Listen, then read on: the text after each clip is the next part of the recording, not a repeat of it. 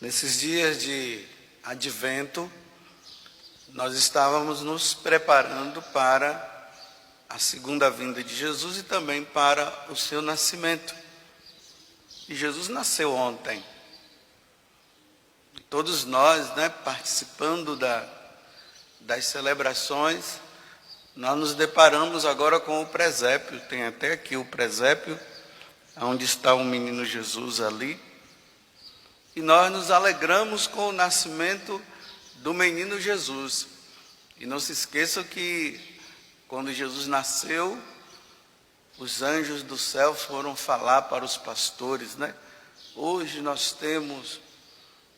viemos trazer uma grande notícia para vocês, na cidade de Davi, porque os pastores eles estavam numa cidade ali bem próxima de Belém, que se chama Bet-Saú. Dá mais ou menos 1 quilômetro a distância dessa cidade para Belém.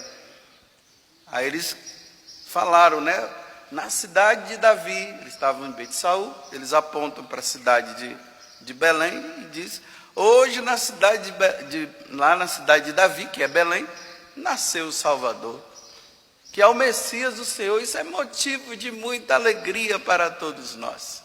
Vão lá que vocês verão. Aí os pastores vão e ali eles encontram, Jesus deitado na manjedoura, José e Maria, um de um lado do outro, olhando para o menino Jesus.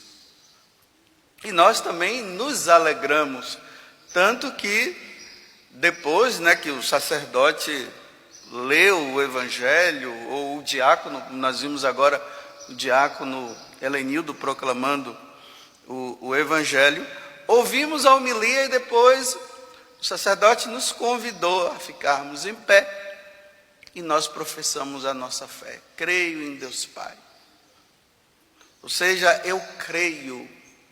A Igreja Católica crê nesse nascimento. O Salvador do mundo realmente veio.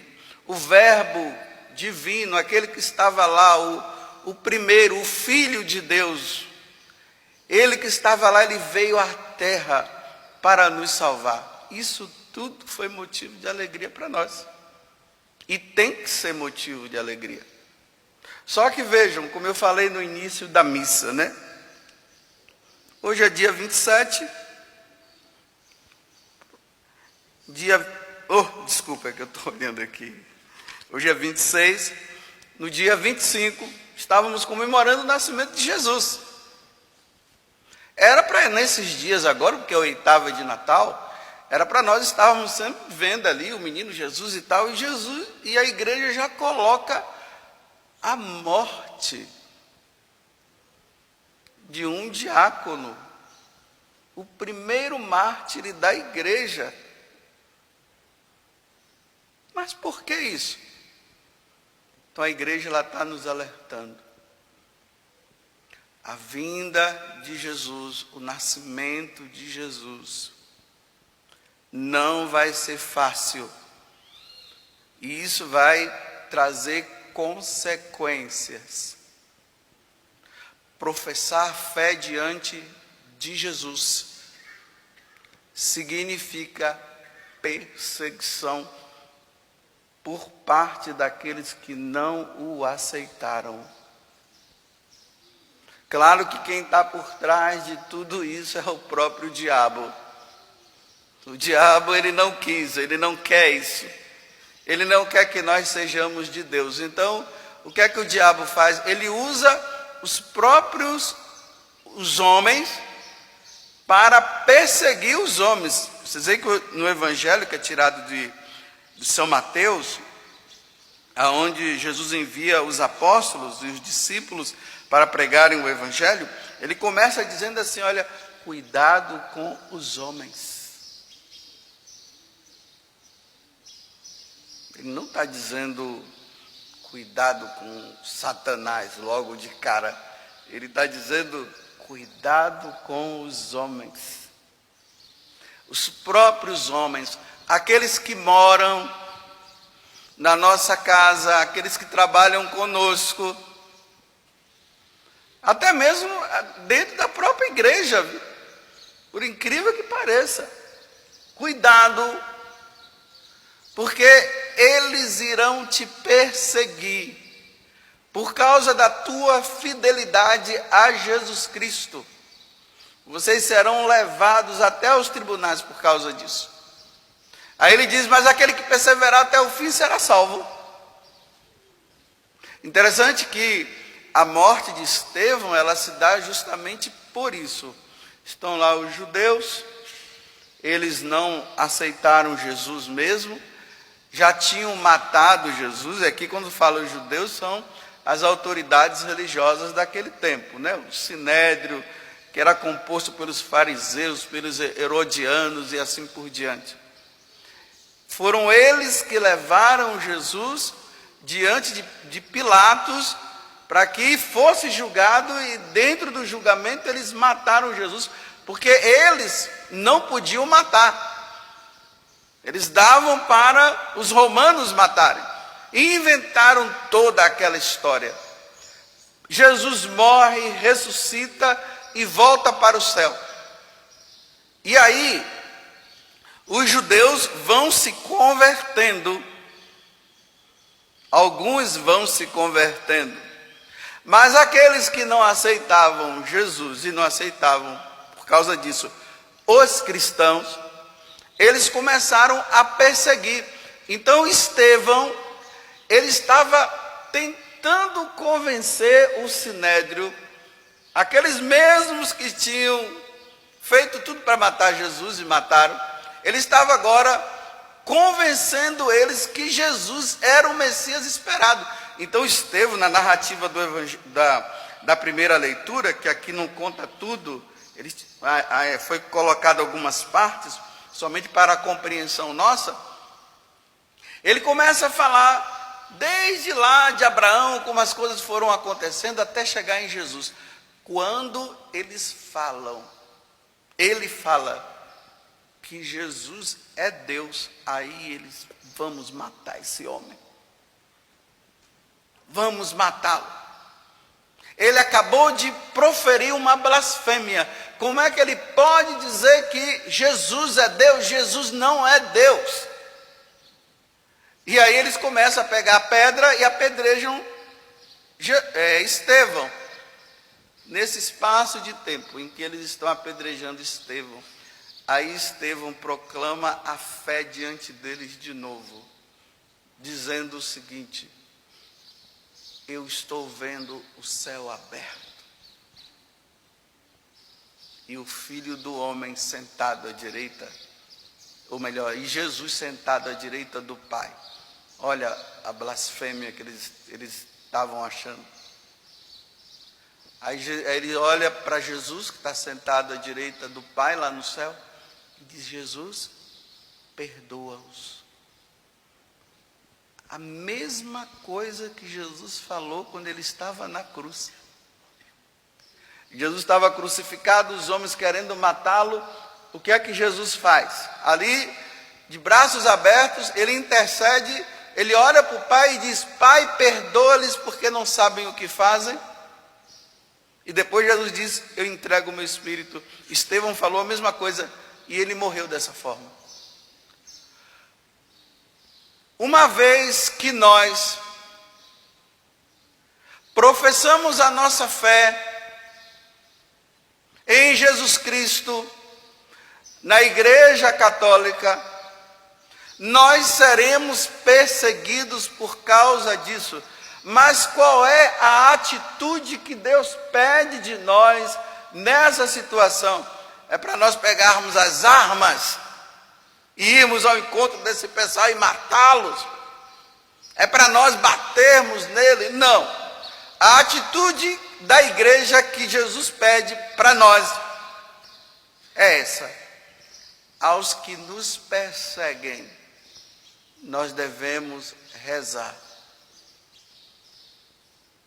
Porque muitos nos perseguem por pura ignorância. Porque se tivessem conhecido o Rei da Glória, jamais iriam fazer isso. E a segunda atitude: E se forem nos matar? Aí, Jesus nos ensina perdoar.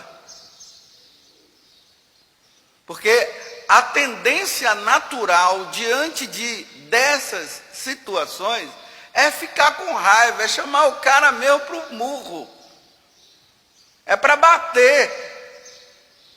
Mas não, Jesus está dizendo que a nossa atitude é de perdoar. Se nós formos olhar na história da igreja, os cristãos que foram perseguidos, a atitude deles foram sempre essa: eles rezavam para que Deus os perdoasse e rezava para que Deus não levasse em conta aquelas situações.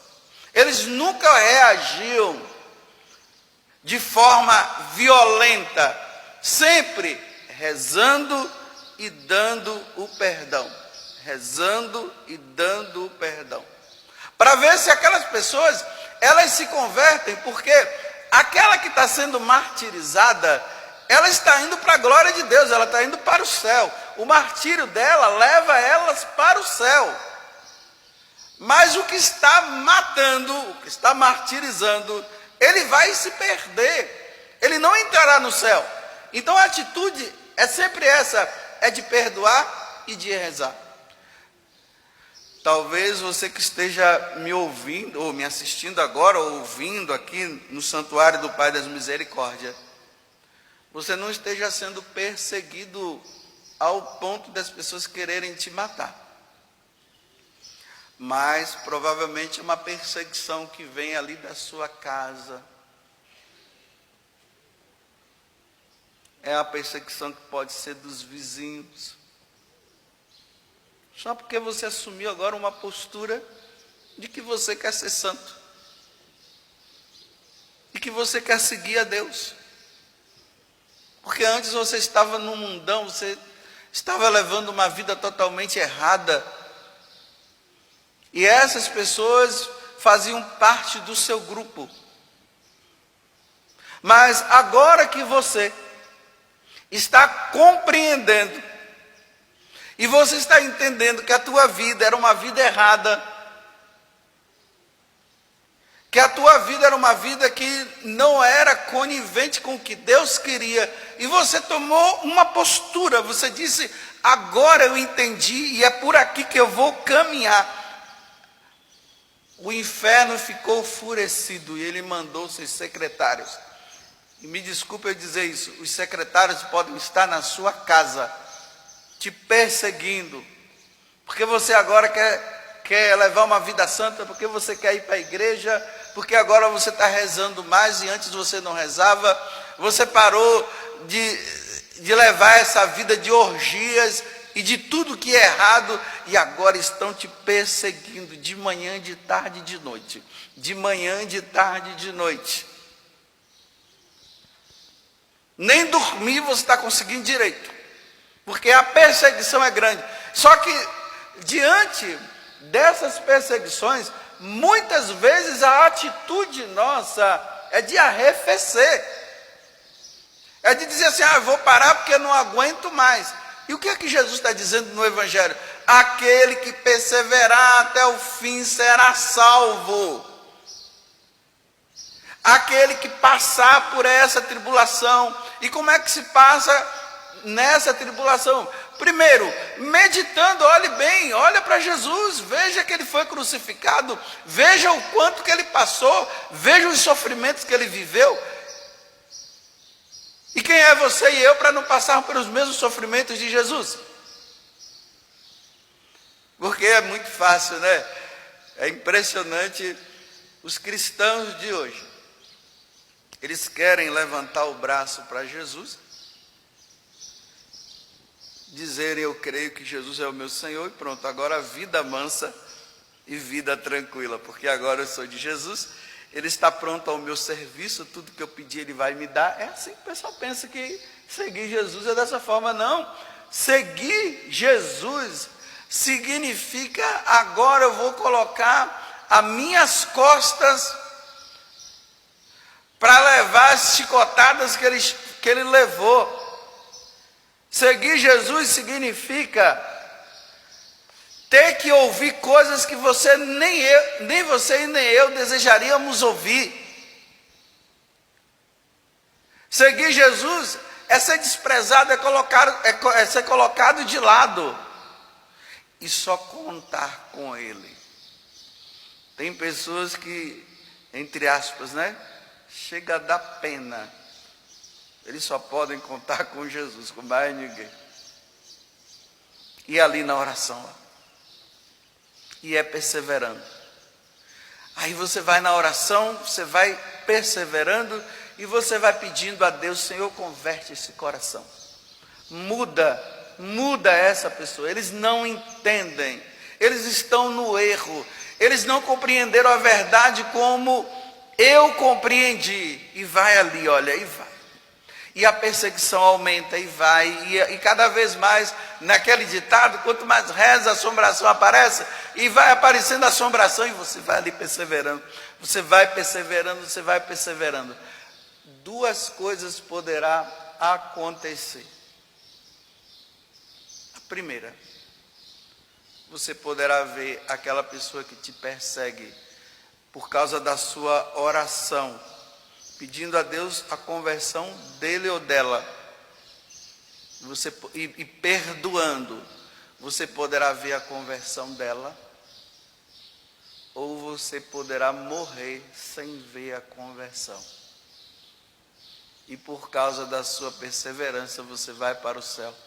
Estevão viu a conversão daqueles homens, não, e ali tinha um homem chamado Saulo, que depois se tornou Paulo, o grande apóstolo. Ele viu a conversão de Paulo? Não. Ele morreu pedindo a Deus que perdoasse Saulo e que convertesse Saulo. Depois da morte dele, agora quando ele está no céu, aí Saulo se converte. Muitos de nós isso vai acontecer depois da perseverança e depois que passar dessa vida para outra, por ter sido fiel a Jesus. Depois, essas pessoas que te perseguirão poderão se converter ou não. Umas sim, outras não. Umas irão partilhar da glória de Deus junto com você, e outros não. Porque o coração vai estar tão endurecido que o coração deles não vai permitir que Jesus entre na vida deles. Eu termino essa homilia dizendo assim: quem é que te persegue? Quem está te perseguindo? Porque agora você está sendo fiel a Deus. Quando você não era fiel, não estavam nem aí. Mas agora que você está sendo fiel, começaram a perseguir você. Qual é a atitude sua? Não fique com raiva, mas faça como Jesus e Estevão: Pai, perdoa.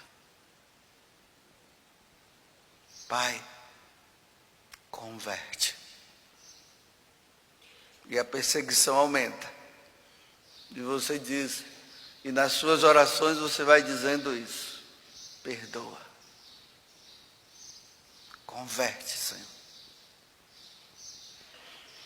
Teve alguns que tiveram sorte, né? De, antes de morrer, ver a conversão. Outros não tiveram a sorte de ver nesse mundo. E lá do céu viram a conversão. E tem outros que lá do céu estão vendo que não está tendo jeito. E lá do céu estão vendo se perderem e irem para o inferno, porque não mudaram de vida. Mas o que importa diante de tudo isso é que aquele que perseverar até o fim, esse será salvo. essas conversões momentâneas de muita gente que tem por aí também, só o tempo vai dizer se vai perseverar ou não, porque tem muitos que começaram e agora se voltaram e voltaram à vida velha de novo. Mas tem outros que estão perseverando. Persevere até o fim. Que o nascimento do menino Jesus e a perseverança de Santo Estevão nos ajude a termos a perseverança dos mártires. Tudo da Canção Nova em um só lugar. Canção Nova Play.